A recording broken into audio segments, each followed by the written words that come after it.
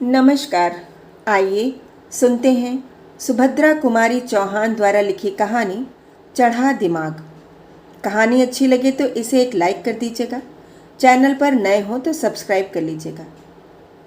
हाँ दोस्तों, कहानी सुनने से पहले मैं आपको बताना चाहती हूँ कि मेरे चैनल कहानियाँ बाई राखी पांडे का नाम बदलकर कहानी गुंजन हो गया है। तो लीजिए, प्रस्तुत है चढ़ा दिमाग।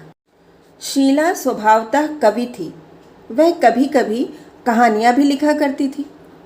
उसकी रचनाएं अनेक पत्रों में छपी और उनकी खूब प्रशंसा हुई। साहित्य संसार ने उसे बहुत सम्मान दिया और अंत में उसको सर्वश्रेष्ठ लेखिका होने के उपलक्ष्य में साहित्य मंडल द्वारा सरस्वती पारितोषिक दिया गया। अब क्या था, प्रत्येक समाचार पत्र और मासिक पत्र में उसके सचित्र जीवन चरित्र छपे और उसकी रचनाओं पर आलोचनात्मक लेख लिखे जाने लगे, जिनके कारण उसकी ख्याति और भी बढ़ गई। वह एक साधारण महिला से बहुत ऊपर पहुंच गई। उसको स्थान स्थान से कवि समाजों से निमंत्रण आने लगे। वह अनेक साहित्यिक संस्थाओं की अध्यक्षा भी चुनी गई। मासिक पत्र पत्रिकाओं के कृपालु संपादकों ने उसकी रचनाओं के लिए तकाजे पर तकाजे आरंभ कर दिए। अनेक सहृदय पाठकों ने परिचय प्राप्त करने के लिए उसको पत्र लिखे। परिणाम यह हुआ कि शीला के पास आने वाली डाक का परिमाण बहुत बढ़ गया।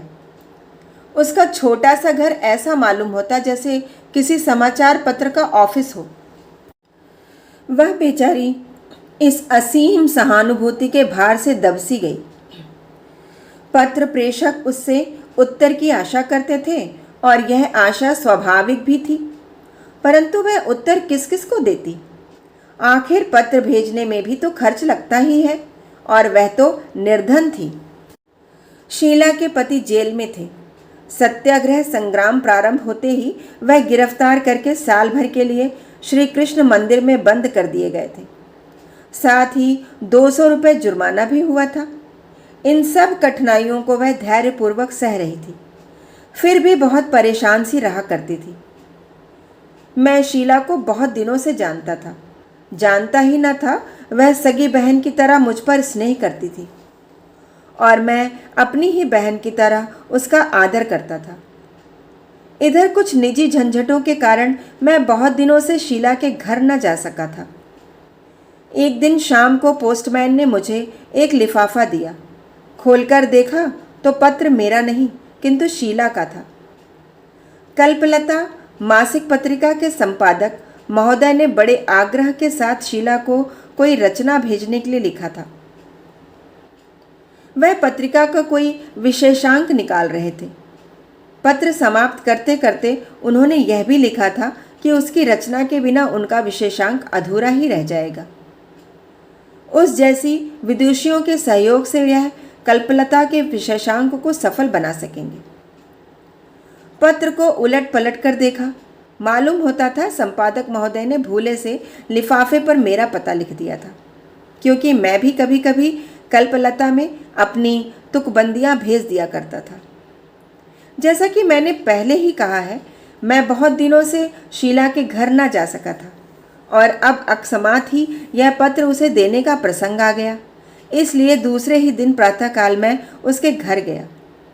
शीला का घर छोटा सा था और गृहस्थी भी थोड़ी सी। घर में कोई पुरुष नहीं था। उसकी बूढ़ी सास थी और एक नन्हा सा बच्चा था। ये शीला की ही संरक्षता पर निर्भर थे। अपने पति की अनुपस्थिति में भी वह गृहस्थी को सुचारू रूप से चलाए जा रही थी। उसके इस असीम धैर्य और साहस की मैंने मन ही मन प्रशंसा की। जब मैं वहां पहुंचा, वह आंगन में बैठी कुछ लिख रही थी। मैंने देखा उसका छोटा सा बच्चा दौड़ता हुआ आया और किलकारी मारकर पीछे से उसकी पीठ पर चढ़ गया। साथ ही उसके लिखने में फुल स्टॉप लग गया। मैंने पूछा, क्या लिख रही हो? कल्पलता के लिए एक कहानी लिख रही थी। वह मुस्कुराकर बोली, पर जब यह लिखने दे तब ना। उसने वाक्य को पूरा किया। मैंने पूछा, कितनी बाकी है? कहानी तो पूरी हो गई, पर इसके साथ उन्हें एक पत्र भी तो लिखना पड़ेगा, शीला ने कहा। मैंने उस कहानी को लेने के लिए हाथ बढ़ाया, पर वह मुझे बीच में ही रोककर मुस्कुराती हुई बोली, लो पहले इसे तो पढ़ लो, फिर कहानी पढ़ना। कहते हुए उसने एक लिफाफा मेरी ओर बढ़ा दिया। लिफाफे पर पता शीला का और पत्र मेरा था। कल्पलता के संपादक महोदय ने मुझसे भी शीला की कोई रचना भिजवाने के लिए आग्रह किया था। साथ ही उलाहना भी दिया था कि उन्होंने शीला को कई पत्र लिखे, किंतु उसने एक का भी उत्तर नहीं दिया। और अंत में बहुत क्षुब्ध होकर उन्होंने लिखा था, इस चढ़े दिमाग का कुछ ठिकाना भी है। मैंने पत्र समाप्त करके शीला की ओर देखा। वह मुस्कुरा रही थी, किंतु उस मुस्कुराहट में ही उसकी आंतरिक वेदना छिपी थी। उसकी असमर्थता की सीमा निहित थी। कदाचित उन्हें छिपाने ही के लिए प्रहरी की तरह मुस्कुराहट उसके होठों पर खेल रही थी। कुछ क्षण तक चुप रहने के बाद मैंने पूछा, क्या लिख दूं संपादक जी को? लिखोगे क्या? उन्हें यह कहानी भेज दो, उसने उसी मुस्कुराहट के साथ उत्तर दिया। पर उन्हें ऐसा न लिखना चाहिए था, मैंने सिर नीचा किए हुए कहा। उन्होंने कुछ अनुचित तो लिखा नहीं, उसने गंभीर होकर कहा। कई पत्रों का लगातार उत्तर न पाने पर लोगों की यह धारणा हो जाना अस्वाभाविक नहीं है।